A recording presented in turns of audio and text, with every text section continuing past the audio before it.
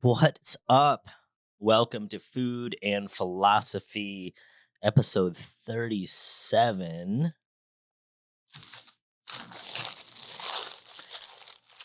This is another first time sandwich. Other than we had some folks at the X Influencer event in LA to try this one out. This is made with my guy, Mitch, the Rock Richmond. It's a vegan sandwich. It's vegan meatballs, marinara, barbecue, mushrooms, avocado. I remember when I was 17, 18, I actually bought a Mitch Richmond jersey on the Sacramento Kings. So number 2 Sacramento Kings jersey. And I was so pumped to meet him because I didn't have that many jerseys growing up. His was one of them. He was one of my favorite players. I've been a Warriors fan for that long, and I was bummed that he got traded for Billy Owens or whatever. All right, so I got this one on French because I normally get my meatball sandwiches on the softest bread we have, French. So again, it's vegan meatballs, marinara, mushrooms, barbecue, avocado.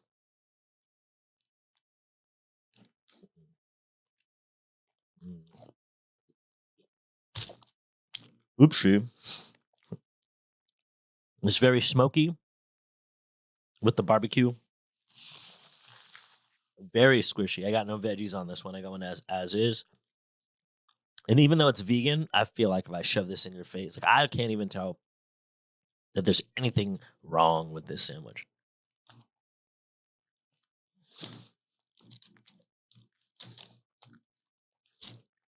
What's up, everybody? Hey, Andrew. Can we just eat and not do this?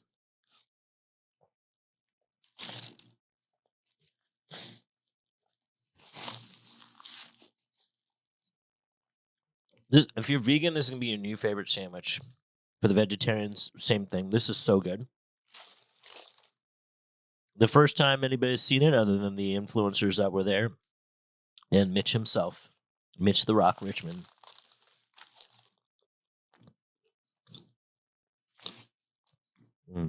We're still here.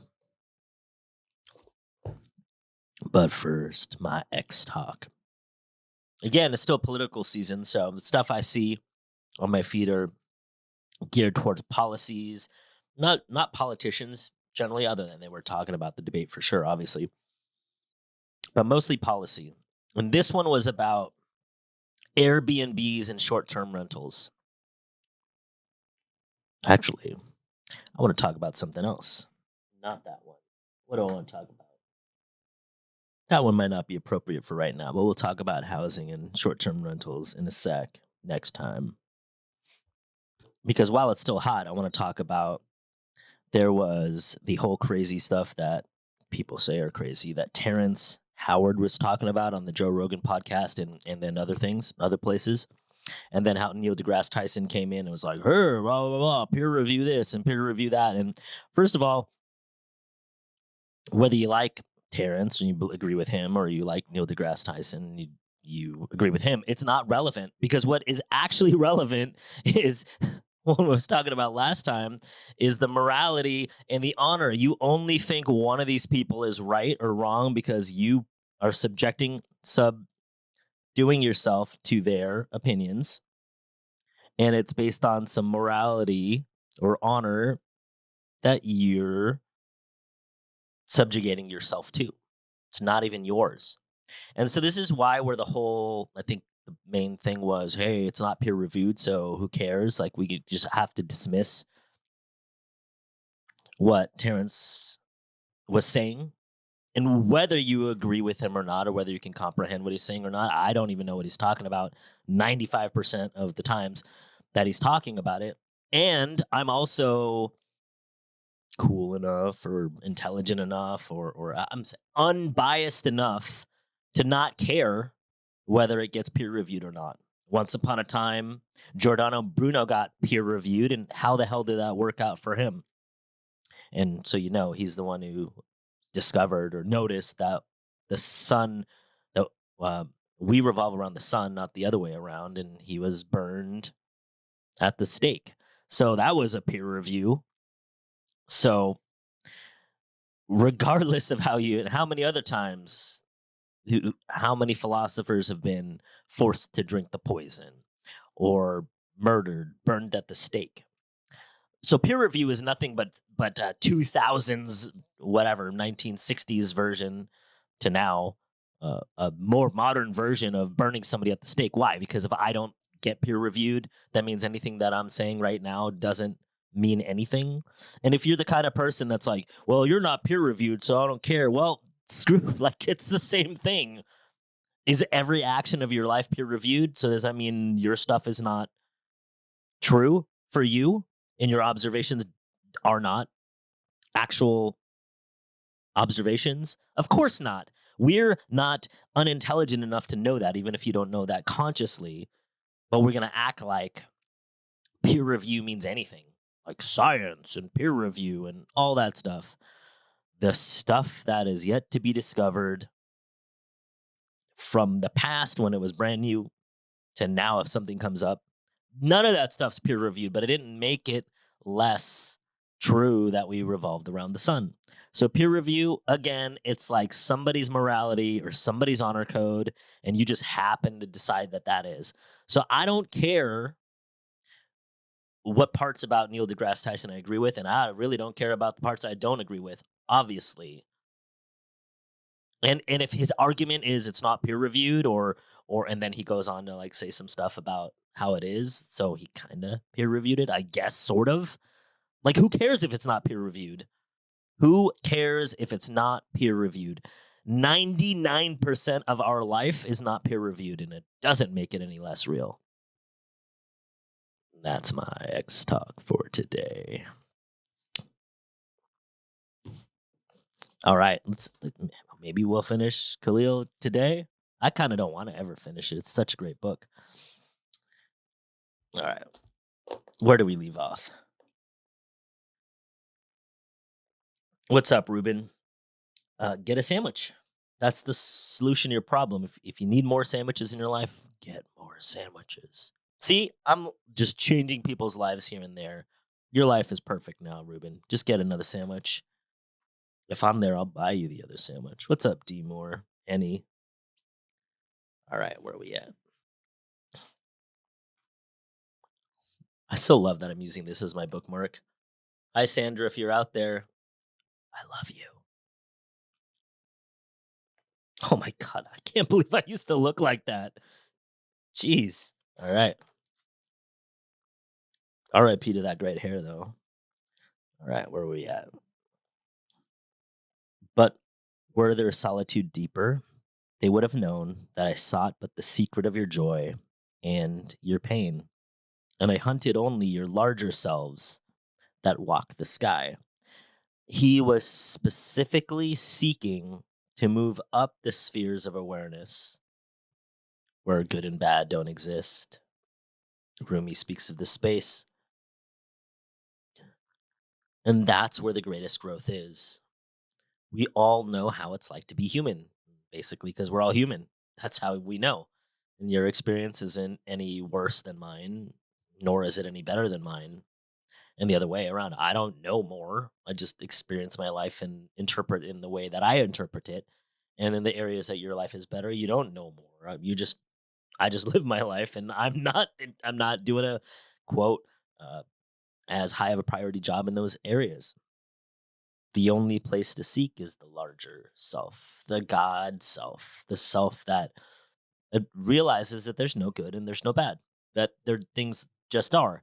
It's the second law of thermodynamics. Nothing's ever lost and nothing's ever gained. So if nothing's ever lost and nothing's ever gained, then whatever you did or you didn't do anything or not do anything. But the hunter of the larger self was also the hunted. He was also hunted, for many of his arrows left his bow only to recoil back and seek his own breast.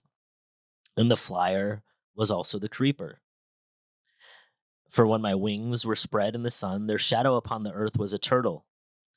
And then I, the believer, was also the doubter, for often have I put my finger in my own wound that I might have the greater belief in you and the greater knowledge of you. When we're hurt and we do things for moral reasons or for honor reasons or hold ourselves back. Again, the book Bert Hellinger, Love's Hidden Symmetry, the suffering obligation of love, the things that humans do. I guess that was Casca Fayette. The things that humans do to tell each other I love you, but don't actually work.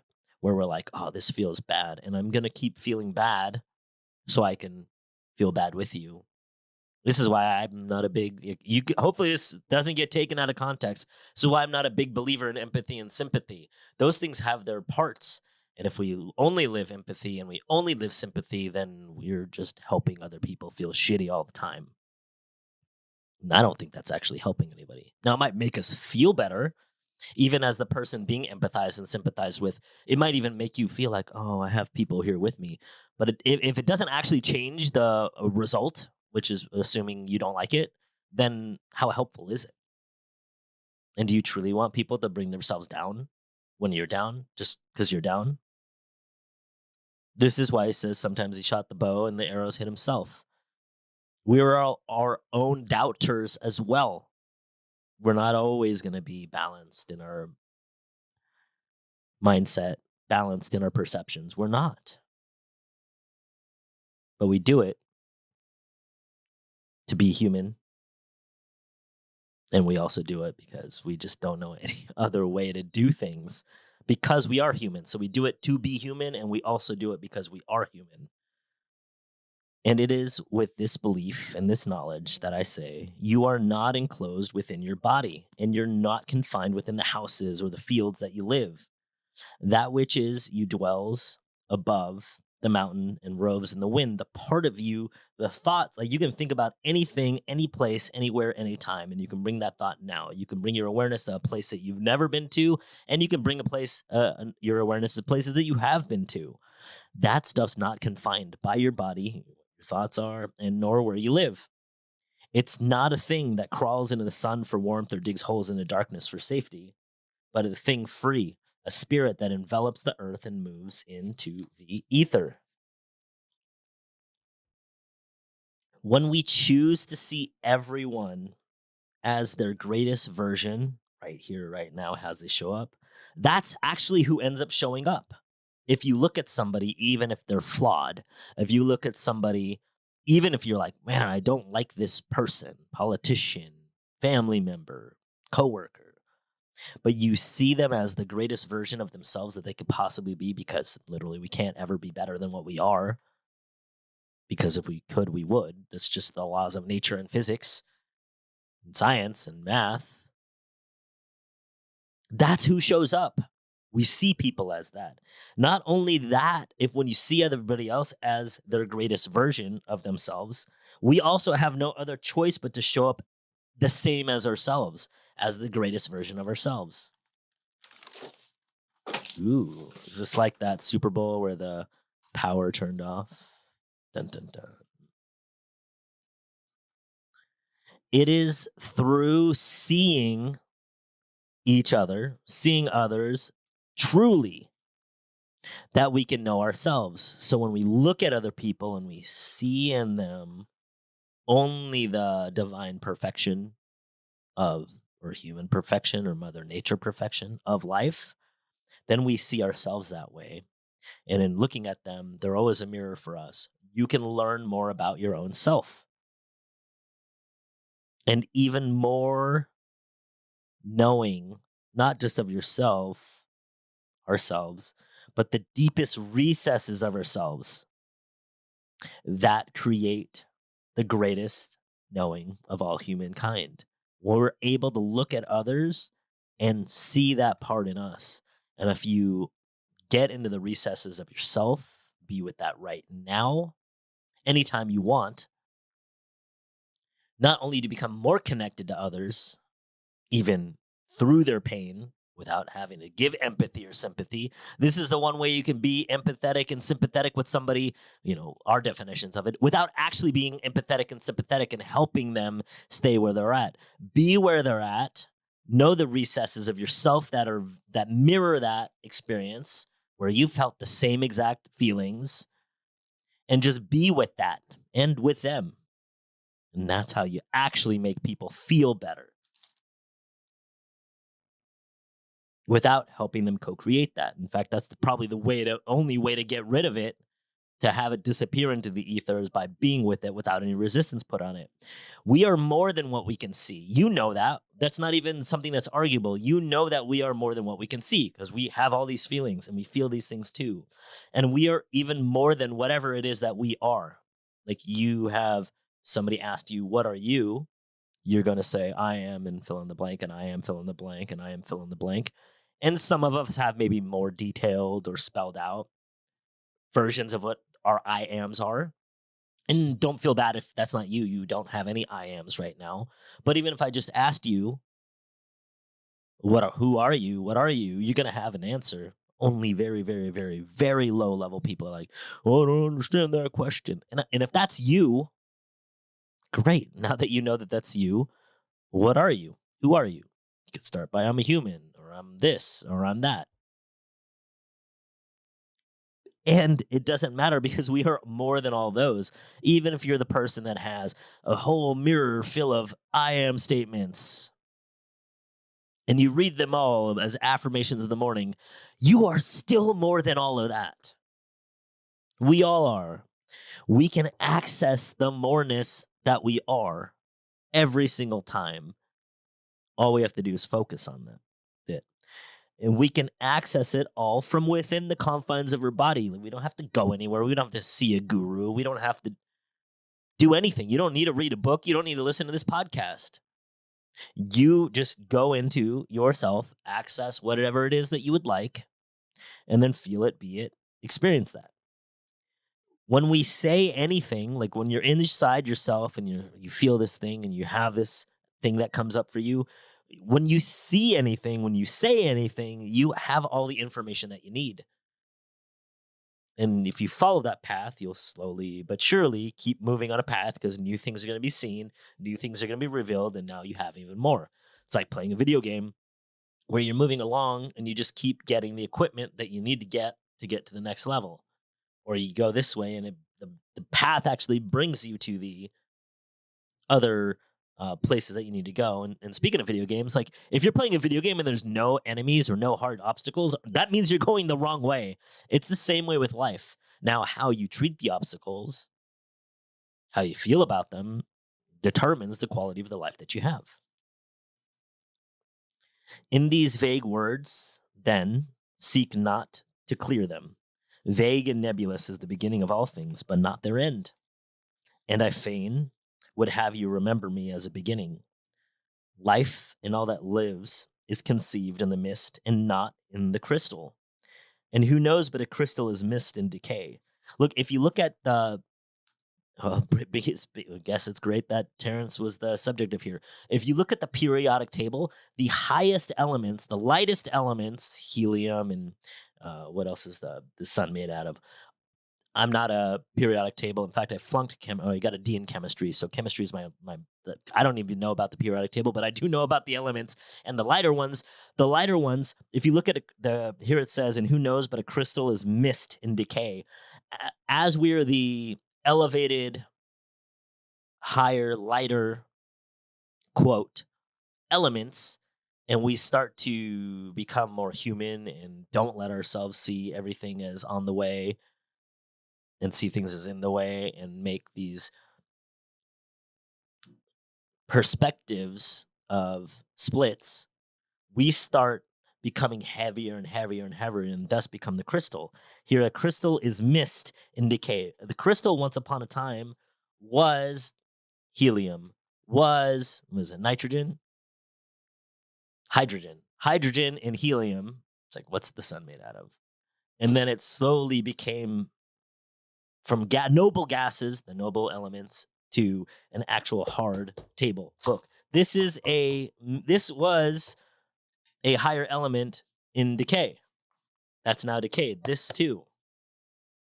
This would I have you remember in remembering me, that which seems most feeble and bewildered in you is the strongest and most determined.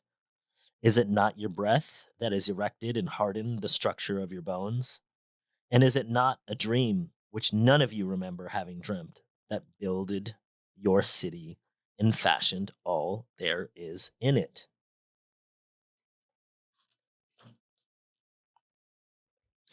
All things are both particle and wave. We already know that. Double slit experiment, all these other things. Quote science.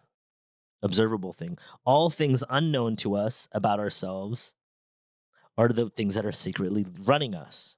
When we observe it, it stops and becomes in one space. When we're not observing it, it could be anywhere at any time and can manifest as anything.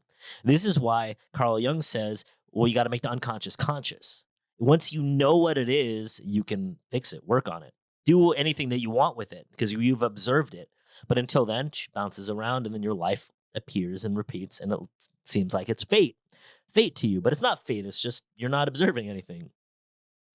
Our strengths also take us down, while at the same time, our weakest links hold us together from falling apart.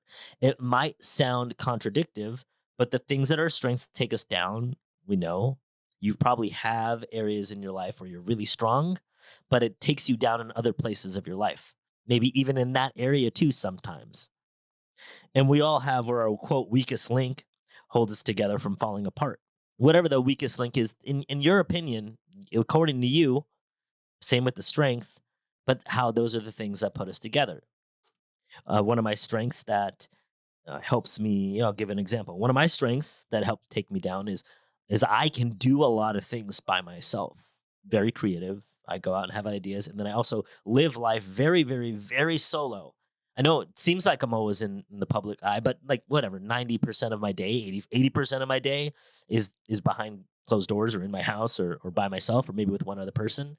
And so that leads the how that strength is a I guess a bad thing. I don't want to say bad, but how it takes us down is I feel like I have to do everything by myself.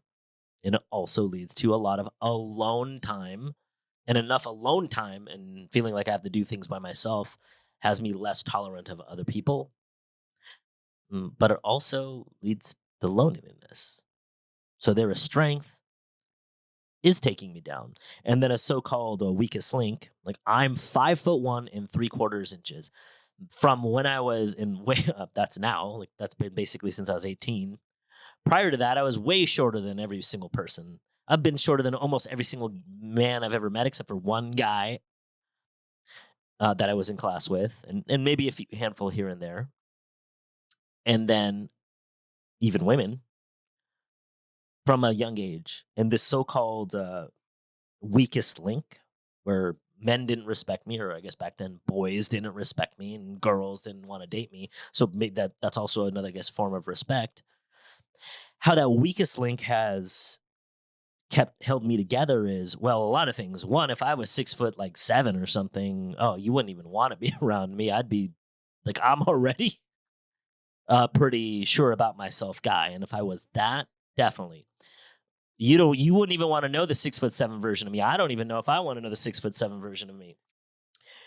But also the areas where having to, instead of relying on my size, my looks, kind of my physical appearance, I guess is a better way to put it. Having to rely on my physical appearance to do things, I cultivated at a very young age work ethic, like literally working out. I was able to do 100 push-ups in a row when I was 12. Because I was five or what I was probably 4 foot something then, or maybe even 3'11" back then. And it also allowed for me to be the kind of person that reads and learns and wants to grow because I started putting priority instead of my physical body, my mental and my emotional body. So even though I'm not that old, I'm still way more emotionally mature than almost any man that I know, even men that are like 10 or 15 years older than me, but certainly way ahead of my age. And for the whole time, this is how I was able to turn a freaking sandwich shop into over 100 locations and being like the face of that. Hey, what's up, Aaron? So that's another part where my weakest link held me together from falling apart instead of just losing my shit for everybody rejecting me when I was a kid. By the way, you can't say the F word on YouTube anymore, so you will not hear me say it. Because it would have been easy for the parts of me that were the weakest to just give up and be like, oh, well, nobody's ever going to like me because I'm little. But instead, it drove me to find another way. Because it's easy for us to give up those parts and then just have them disappear, but they're still here for us because if it wasn't useful, then it wouldn't exist. So if you want them to be different, turn these waves that you're not cognizant of into particles so you can go in and find ways to move through that, like what I did with my height and like I need to work through on my being able to be by myself all the time. So why do you think this would be true? That we have areas of our life that are, quote, bad, weakest links, but they serve a purpose. And that we have, quote, strengths, and they also have many drawbacks. Why do you think that? This is why when life gives you what you want, great. When you get what you want, yes. And when you don't get what you want, even better. Your well-being is your greatest contribution to humanity. No exceptions. Ever. And sandwiches is one of my greatest contributions to humanity, and I'm going to enjoy my gift right now.